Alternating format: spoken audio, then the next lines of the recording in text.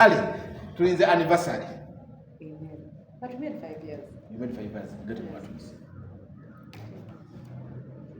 5 years.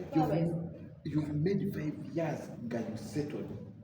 You mean say I single will be in your body? No, you were a cute lady or figure or Karina cake or a toothpick, but I'm a 12 man to soul up.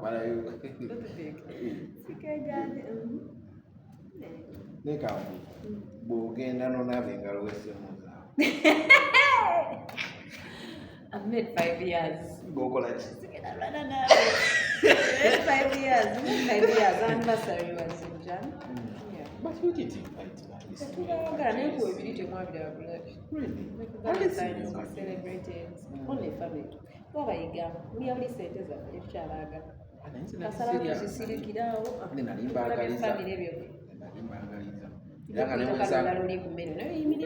It's okay. How are you?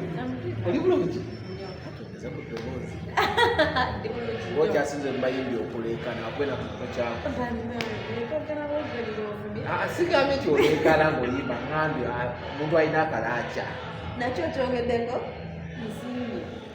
It's okay.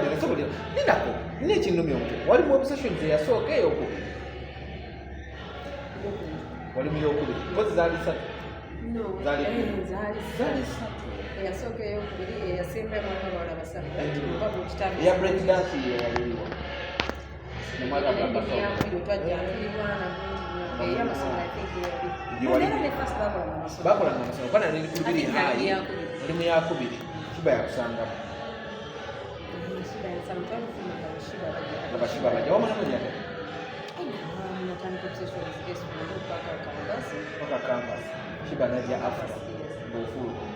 S1 yenye miaka mkaga. Ele nuko mole mukuru kulira momo. Yes. Ndobaza paka ndi ko sishude yavuteo. Simani dedara. Ne obsession stage yali yava. Yaleta yabalala abo. No, yabaleta session ndali yabo. Yali kuzanya film kati bana. Yabera ko manager wa Ali yana agenda kali mu film. Bana by production. Atibamya kile kubulwa kyo musabi. Musobola. Kiba kyaki?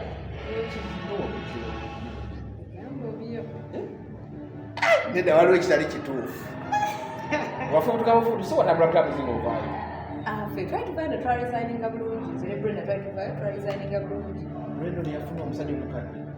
Ya, wali namba. Brenda. Nambi. Na. Simanja. Era ni say online clothing. I am for the designer, yes. Yes. Baba ya bulungi. Baba batu goba ne twa resigning kabulungi. Baba. Ne batu goba. Netufanga amazo resigning ze bya tugoba. Ale awo baba. Batu bagamba ne bagoba ebizibu ne tugenda. Bali mu full service. Olonga balesa abapya. Vaya olozana ko kuno yabagedola nga tutansufuke kizibu ekyajala ngamba mwenna. Katuwagoba de mwezi resignation. Ne twavayo muyembe twavayo mitima jafika because ekitufu nga time ya fetu. Waleka libanya bayingira. Naleka shibaze mama ali ne ibaga. Yali baze. Waliwo bawala abadala.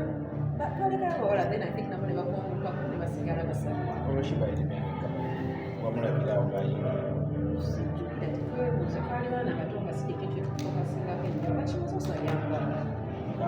Omusinga kakusika. Simalisabuza. Banyala mwana muto. Bali mwana. Akumbala. Tela kuba yakumula ali muto. Mwaka siwezeza atano. Nali mwana muto kati. Kitufu. Osazekeri. Atano mwezi. Roni ujogene ku production ya movie. Sijja kusobokeje. Babubi. Tifamba family leti. Buketis. Uri kusoma school. Nono mtu yatani kusoma. Ati gwe walwawo bali zade mtebaina naye. Tugenda nazanya nasomya. Ele ni twefuke. Zena kuyise kuyita. Ekisokera ddala ku bibiri njagala kuma ndi nkusanze ku national theatre by the way. Yes. what's going on? Endongo, wajua break, endongo, enaku zino obeera mu okwangamba watandika okukola Monday to Friday. Yes. Akwetaaga wafuna omulimu. Chikwata. Linga explaining as a nkola bikanaku nkola series bagita Monday to Saturday mbera ku mulimu ate TV za mbera ko from Monday to Saturday. Monday to Saturday mbera ku TV za. Then music mukola because music now uploading and what abayo aleta side. So uploading music obulungi ate ne copyright jakale tugenda kweyongera. Bakubukinga wo. Yakwatanda banenze okubibikula ate badde. Tebasomba okubukinga ku stage wagireka buli omu ebifaananyi bye ebyetala. Gye bakuba tebaddamu. Tebampe taata. Genda kufiira gwe n'ekikonde mputeereko. Waleka wajja oyambadde bukete. Naye kamwanda. Nika muze ekwesuuza balala zikuseera. Kasooke njogere ku byenkola nga Kale tugende maaso. Mama, right now ndi ku National Theatre, badde mu rehearsals omusajja ono ne muwa obudde bwange bwatasasulidde. Ndi ku National Theatre rehearsing ngenda kubeera ne production. Pretty soon era mujja kubona mutimbagano ntaddeyo. So nkola bino ebintu byenkola production biki nsasulwa simalaga kono wagambe watandaba nezikuba nkwali ku YouTube tunkowa lunaku ebirikola tunzikolamu eri omumba mwange buli ne ku TV kwendi beloved series Kaka management ekyakola omulimu gwayo. Naye ekola ate muzigenda ddala. Era bamutamusa. Luyimba kyolupya lwina. Oli baluyita Gantwala. Amaki. Twala Gantwala. Amaki. Gantwala ma story degena mu YouTube etegamu Gantwala. Kati soko wala producer ni. Yaba producer actually listed. Katonda ngajagala ozene tupina nakalamu Gantwala kwedulira nange bwala. Music omufumu. Nze mufunira mudde kijoyogera mu copyright kadvale tugimu. Anonya balwani yatobaayo. Mbaayo ate fera tulina okuwogana kaboogana bawogana ffe tuba lifting. Abakola batya? Abayiwa olutalo nze sikulabagayo. Njogedde ekigambo. When you go for a fight, nonti nti oli akuba ekikonde mbere ne muwa ku mazzi g'okunywa ne mumulongosa ne mumuzaayo. Kati kulabanga abantu abawugana. Nedda taata. Oh God. Soko kati. Mbaba ne kabalwane we birijja ndi mufunamu kabagira balekaana. Ani yagana? You just said you are No, I said I was giving an example. Yes, if wemuva mu kintu mwena ne muwogana bana bawulira batya batuleka omuna atuwogererayo then naffe ne tubeere no nga tufiweringa nga tubirivinga nga tukikirizamu nga tukuba endongoso lwati naye abeerayo n'ebyokuteekayo. Nane nyala kubuuza nikyo kinalire kukubuuza Hellen.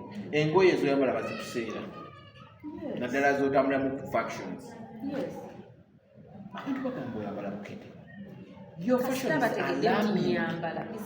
They say according to the public, your fashion is alarming. Yes. Omuntu okwata bukwesi kawero ne weesibako wano bwoti.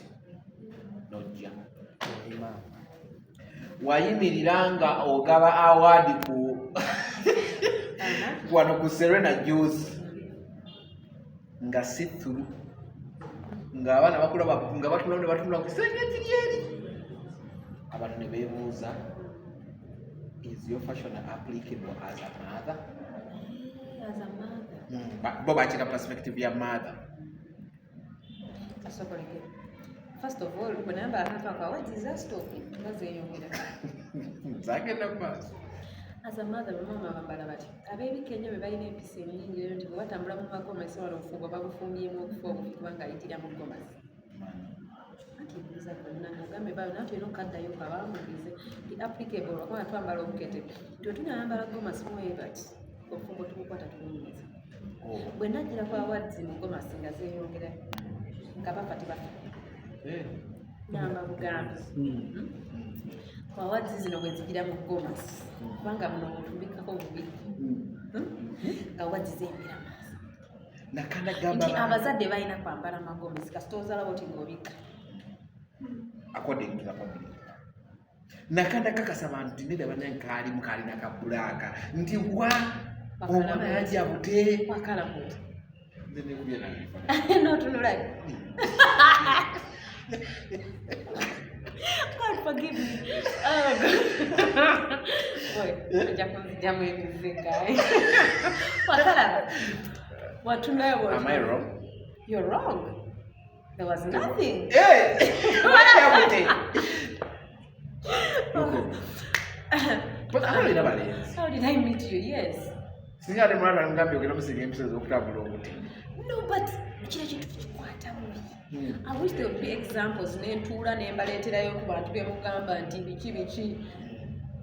These are awards. Sigenda kumbe. Sigenda. These are awards. Ate sinza asiza okuba obwerere nti mwine ebyo byamwalabye mulabye abantu bangi nnyo wano batambula. I've over-explained myself. I am who I am, and I will stay true to who I am. What makes your fashion, Hellen Lukoma? There are times you make rounds because of your fashion.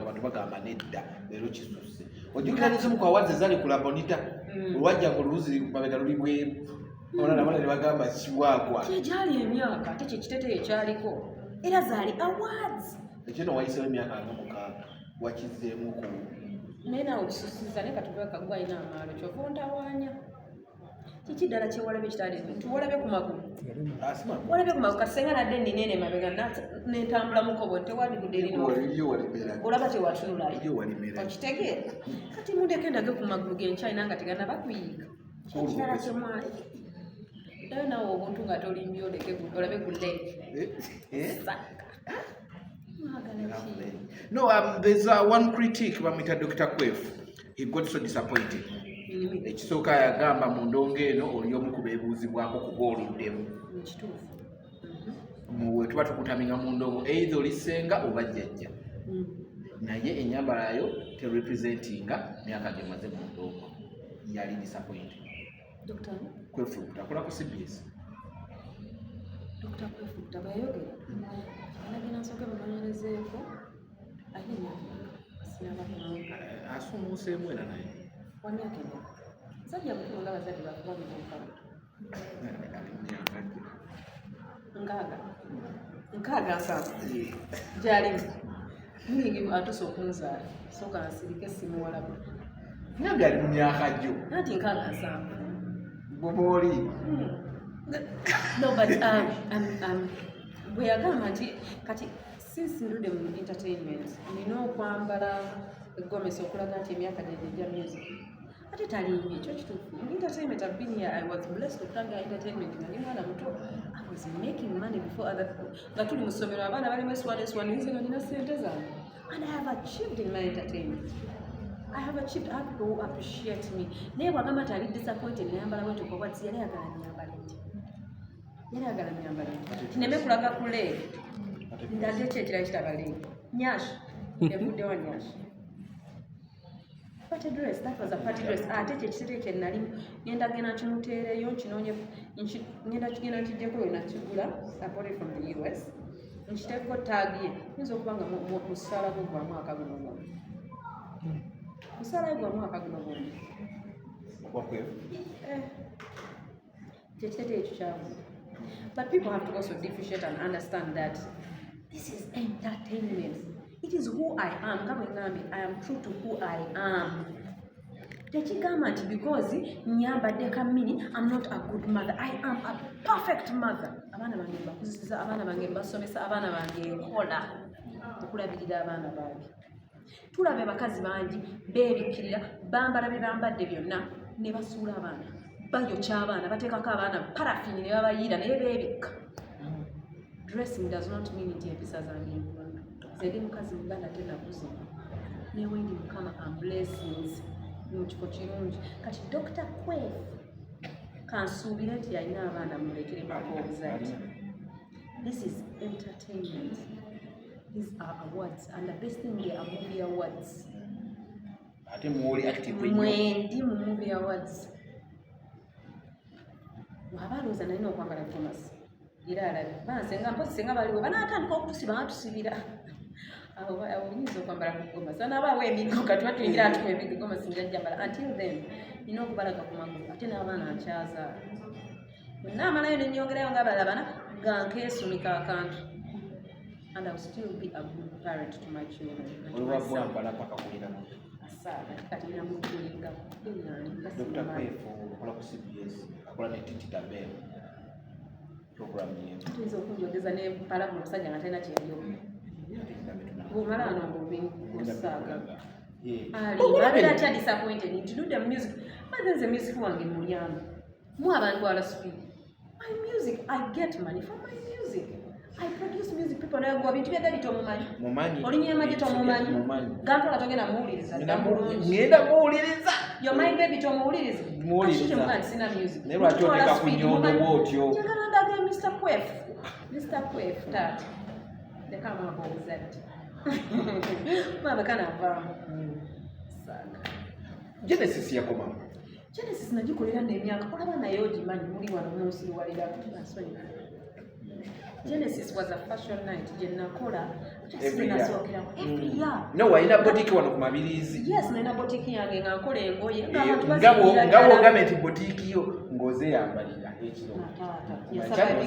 Kumakya n'ozizaayo. Abaana ne bazitumya n'osaaga okambala naabo akateteeke n'addemu waliwo akakuza kikyoli nti nsobola okagula nkajjeewa. Abakalukisa wansi. Zenena boutique yange ngekola nekola Genesis fashion night nga netaba designers different designers. Was it 3 years, 4 years? For good years. Ngokola Genesis. Yeah, kukaye. Nena anti nazino obulungi ava mu ddiiro. Kyali kintu nga nkiteekamu ssente ze kati twali aba sponsors bangi naye kyankolera. And when it came to its time then kita. If it was good, but sponsors bangi. And maybe I was not patient enough. Naye when did I'm not complaining. No, when did now I am not complaining. You're not complaining. Yes. Genesis happened. It just happened and it was good. Nene duka langu naitundira ddala bweza. Atulacho njogeza manda ekitundira Dr. Kwef. Njagala abantu bano balage nti naawe haso ogikubye ate nga nkyagikuba because what do they expect? I am not yet Bill Gates but we are heading there. Bill Gates yakolera emyaka eki. Bill Gates n'atambulira na t-shirt. Bill Gates yakyali.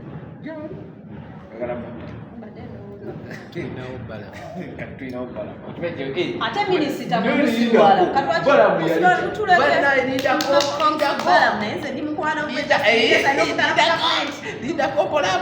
tugende mpola Balaam was a good friend of yours nga abeera nti nga muli wabeera ne Brenda mukwano gwange minisita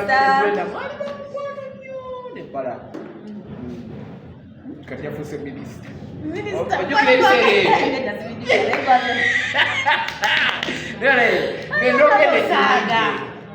njamutumira Kwef ngenda mulope wa Balaam Kwef muzadde atayamba. Yes, why did I talk to Balaam? He has done a good job where he does a good job. Music in a radio station. And to one as a music here. Even way back he did a good job.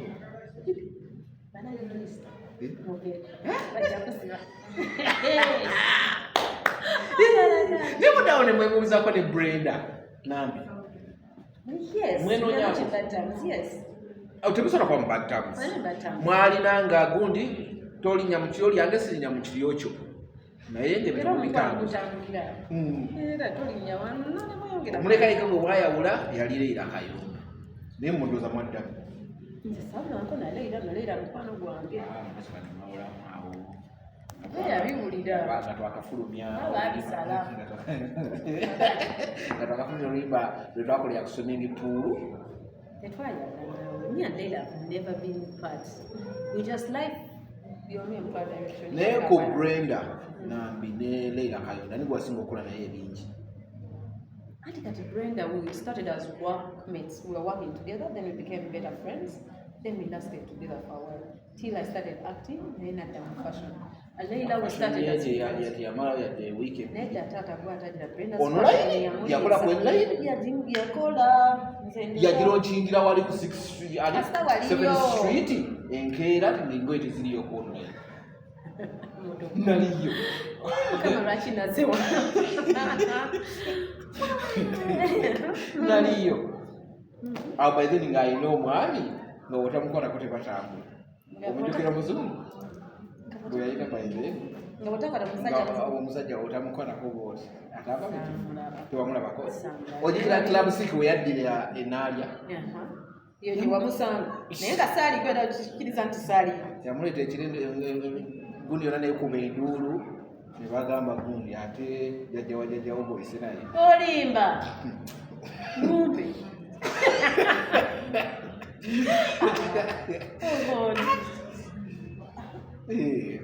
Why? Brenda sijja muyingira nnyo kyali wange. Naye bwe ebigenda mu maaso obiraba. Biruwa. Ng'ozeseba. Badde n'ozira ku kwefu oba atunula atya. Naye badda muleke. Twakasiri musajja lwakamala bukete. Ogenda mungu ng'olingira taata yange. Bana, waliwo n'ayagala okuyamba olabe kwefu. Teka mu Dr. Kwefu. Kanaaba muwe watuufu. Ayinza okay. Ayinza okgendebwa. Kakati. Thank you, sir. Njagala nnyo gundi ebigenda mu maaso byoli. Olina omwami bw'oyimbidde ennyimba nnyingi olinnya ey'amagye tezaali bintu bya ddadi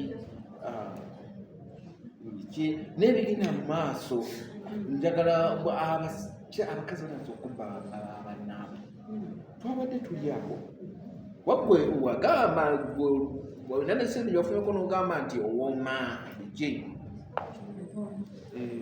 nentabulategekagamba kituufu yakola n'embaga toseka yono wamatu yono ekigambo matu tewandi kyogedde yeyanvumye nti siri muzadde gwana yambadde akakete oba neyisawo eri omuzadde yayogedde ki yagambye mbuno gundi mu ndongero oweebuuzibwako ng'omuntu omukulu naye ebintu ebimu byoyambalyamu si bituufu ate oli muzadde kati ate gwe ekyamantu kibalirawo tekijjirawo mbuziza mbuzi oba yono nandi mudescribinze nkyanze mumanyi simanyi waliwo wano omulala alina amatama nandiyogedde ki ye tagayina nibadde kiki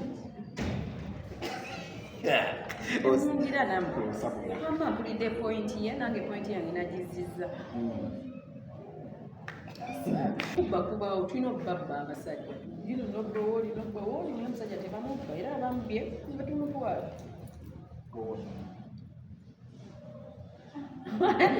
okate obuziza wange obuzza baabalala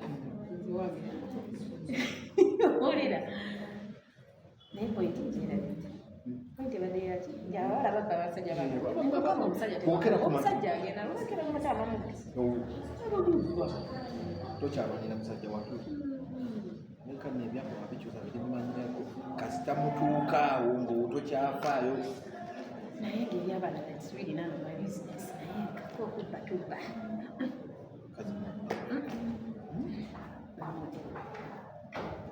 gendali ku neti wo wamubba ku gundi ono omwami kono omukyala yali akolawo yali akola mu kyuma kya my daddy is amazing. Daddy, no, my friend, daddy, perfect. mwagala nnyo omusajja oyo bambi mwagala bitya wabuli wansanga njota naye basimulabyange tubalinze ne mupanga buli ajja okubba tumulinze ne mupanga tumulinze ne mupanga tuli wano wewuti basanga waliwo osumuludde egundi eyo nga buli kumpi mwaka gumwavu mu kitundu ozaala wabikomya kuti n'abaana yange leka ngisumulule nainagisibika ndudde njogereyo nja kwogera neddala kwalulwe bakwanjula bwewanjula nozaala omwayingira enju nozaala babiri olina mbaga ninaki mbaga olyokozeewo aze n'abaana yange omulimu ogukola okuzaala katonda akubulesinga omwangu nnyo yakuzaala ate abaana they are blessing ngamukubawo naye nemulokoma okulimba kubi nze mu ggwanga uganda nali manyi gw'omu ku bwakazi mu industry nabalina akawuta nga bakakolera wamusa ngaakagumbo kapenetrate natya ovuma okimanyi nti ovuma naye gwe kuwoneze no engeri gyemuwega to describing as CJ. It's the same thing as someone okujudginga by what you're wearing. Erabira okozesa kumanyiriza g'amazaala nti maybe wekitiibwa ekimuwankuba. Yes, just because olina obunyamanyama kitegeeza nti oli mu bibbi. Omusajja ali responsible bulaba ebikoofi. Tekitegeeza nti oli bibbi. Omusajja ali olwati mbadde nga mwana mugamba ennyambalukete biki temwagala ndege ku magulu ne mugamba oli n'agamba ndi muzadde mubi kale kinnumya. kwefu era kati mbadde ngamba ebinakalizo byambala bayinza okusanga ali kukubaluza oli mubbi. Omusajja oli responsible so tubalekererekeremuko. n'omwana engeri gye yamenya akabakolera ekatwe omanyi bwe bakoledde ekatwe ndi mukazi mulungi definitely oyo ganga tebalaba naye naabo olwakiganga nga tebe balange bantonda nabo yaligangayo tebalaba ku mwana bazadde ani mpaayo gange ganga naye atanazaala banabazaala but era okuzaala doesn't define you maybe abantu balina ebizibu byabwe balina ebibakutte bajja kuzaala shiba yajja luvannyuma balina ebibakutte naye wabeera nnyo ne Hellen ne Leila Kayondo wabeera nnyo ne Hellen ne Leila Kayondo kuva ddi nemukola zikolabaawo ffe tuli ba online in-laws tuba banjanga mutuwe mukubudde abaana bebanaba baredi bajja kusumula osanga kamera bwebuliisa nga simanidde ddala that's a private license era wandiŋambe nti kyalina kitegeeza gwe walyamu banna olugwe bwe sitazaala nemuvuma bwenzaala nemubambuuza bwe neeyongerayo koma bwe nkola biki ne bunvumira mpolesimpola nakoma nga bagula lwejjo nakuletera benzi bayongerako ebirala nebagambaliyo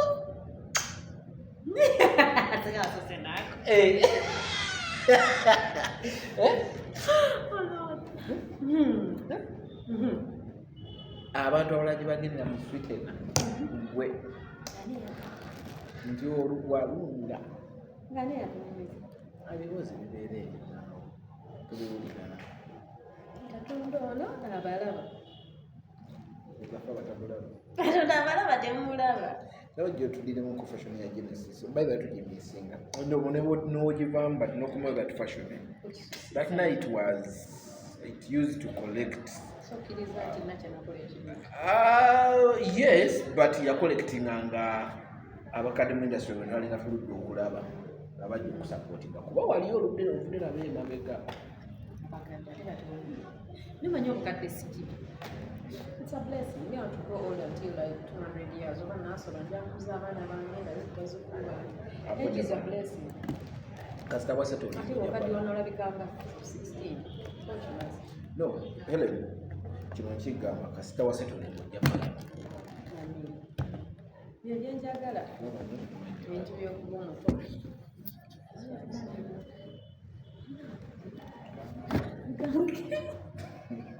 banoonya jabbalaba ganga tetumanyibwa gye yakwata naye nga buli omu gye yali bakubanga omwagala kipookinga but did you guys meet? Like ne hang out like girls. Do we meet or did we meet? Do you meet? We meet if necessary. We don't have to tuli bakazi bakulu kati n'abaana ebintu tunoonya ssente. But we do when if it's important, if it's necessary. Waliyo event, waliwo kino munange gyalo tugendeko out kakyali. We do meet. But it's not necessary that all of us are friends. We're really not all friends. That does it make sense? Yeah. Yes, abasigamu mukwano baffe tubeera on each other's necks. Yes. Guli bangamba yatandika ebyobulimi brand olaba kati obimanyi kanaye no badde njakuddamu kameseji kampe byaweza kameseji omukulu kifaanana ayagala kukola ki ate nkuwasiye togenkufu yambuuza banze binze ani lengaga binze abanyiri asedi kiki ndeka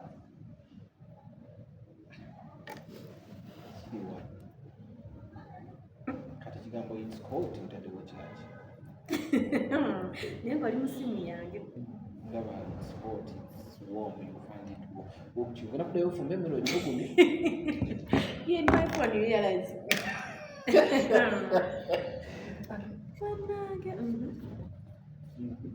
mudde kati gimujasigikaza kyatayipinge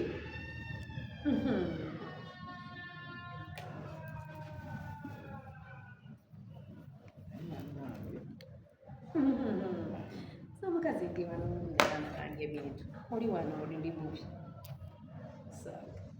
shopping tukakulina kubaajo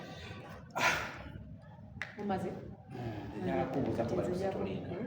amaliriza tolinga mukwano kuba kyandi tukoze bubi nnyo kati umaze njagala tumalirize negundi tumalirize ne other works that are moving on right now njagala tuziddemu tuziseemu abantu people balina okumanya nti process bingi na production ejja is it okay tujogera erinnya biki content yagenda kuba biki tuzikuwa nnyo gundi mubeera nga you stress ewaka okumawoera nnyo naye bwoba n'omuntu akutegeera omuntu ategeera sawoko kubanga bakimanya ogeza okukola okomyewo time y'abaana that's it time y'abaana naye Hellen wali one of the prominent slay queens mu Kampala nkyali olaba kati mwogera kantu ke nayambadde kali nali nkyali wejjukanya olimu kwejjukanya era like which animal gyosobola okuba basile queens engeri gyosobodde kuba tuba tumanyieyo tugenda kuwezaayo mwaka katonda abala munvume nze munvume ate tukuvumye nze nalema tugenda kuwezaayo mwaka ebyadda I think ekigambo slay queens abantu bakitaminga bubi sometimes alaba omuntu slay queen babala omuwala alina empisa embyemu ate nakyasobola kwekolerawo but I think it's wrong. A slay queen is someone who can really survive. A slay queen is someone who is doing great because some of these girls look good but they are surviving. A slay queen is actually supposed to be a good thing. Never men. Not in men. In men's pockets. Wabeerako n'obeera n'omu mwaka gumu ebiri esatu negyo emyaka gyonna gy'olina kutoliimu abawala bemusinga okufokasingako you're focusing on 15-year-olds 18-year-olds abaana bali 20 nobali bubi slay queen but that's the age they should be doing this. That's the age I've seen you criticize abaana wano kuni yambadde bwati shira yambadde bwati but that's the age she should be doing that. She's looking good and she's making her money. Ate ongambye nali ate kati okadinze onziziza owalaba ku myaka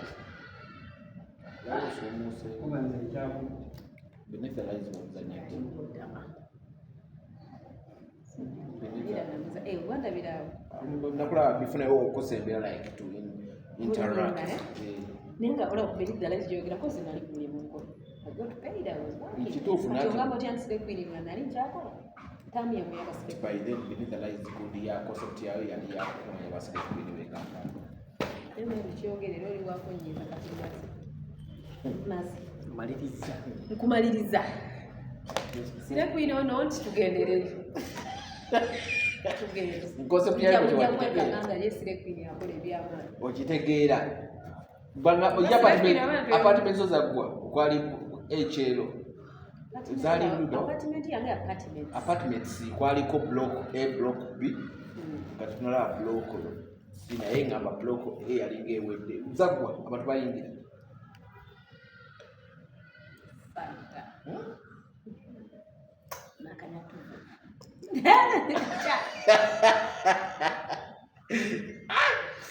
so you're the true definition of gwe w'omusirike sengeregedde akwogera naawe kuba byonna byakunyiiza gwanyiiza womawaza musa oh God, why am I here? Why am I here? You're here to clarify that's true. Maze. Okay. Oyabadde Hellen Lukoma atuwadeko budde obutini bwabadde nabo but you just go subscribe to my YouTube channel bakitaga Truth Media ojja kuba ofuna interviews wezi tukuwa kasavu kanyama lero badde Hellen Lukoma atukubamu ekibuuzi bwe tujjukanyamu bwe tujja mu maaso life weri kati let me hope abamu bayizeemu. It has been a little bit of a comic interview but mulimu ebintu ebimu balina okuyigirako omusajja okukutte mavumbavumba omulina mu ngalo olina bwakuba engalo busutomuta yetagudde n'engeri bamu bakwetumbwe tasobola kwegeja bwati simanya kyalo kumanyisa amaduuka ge gakyaliwo bakyali amaduuka olikubuuza bw'oli musanga osimanya ate wakamanyi nja kujja nekyaze entekenyini nzije kokone nzize kukyala era mugambe ajja kundabiraawo nga yokwogerako ekigambo nso saa ate kati nabonera liiki Yangiro yo mulabo yadandetera omusajja. Ate tonkyaya tuuka kuwayo naawe ngambe yadaire eyo bamundi papa. Gulu annual. Sidi kikola. Ya record. Yes. Bakolesa yayi. Alibayayi. Kale, tulinze anniversary. Amen. But we had 5 years. You made 5 years. Get more twins. 5 years. You've made 5 years nga you settled. No, you were a cute lady or figure or kalina cake or a toothpick, but I'm not going to manage to soul up. Nika bogenda no navenga lwese muza. I've made 5 years. Go college. 5 years. 5 years. Anniversary was in Jan. But you did invite me. Really? Valentine's was celebrated. Only family. We only said this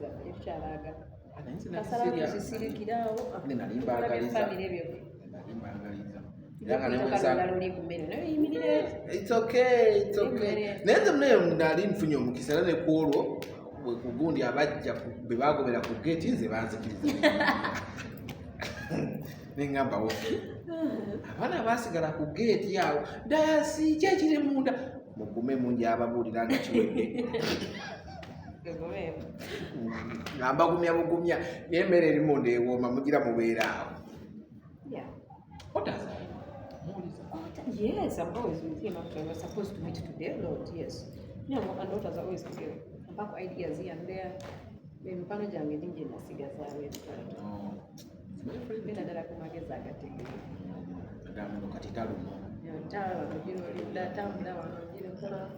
Anzijukiza muleme kumpalira ku pressure.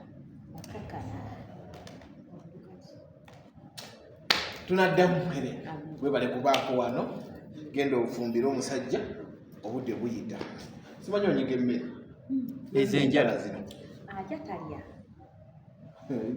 mwamula yekakogga ezenjala zinyiga emmere enjala zino alya talya olemunja kwanga akomplaining kakati gwe wakyusa namu walaba gundi alya talya tayinza kulya kuba nemmere walaba gundi Snow White and Artsman simanyi Artsman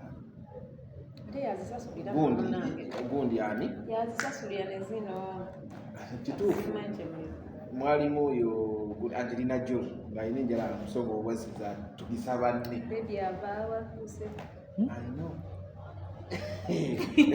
nkikuvuddeko nkiragira tuve wano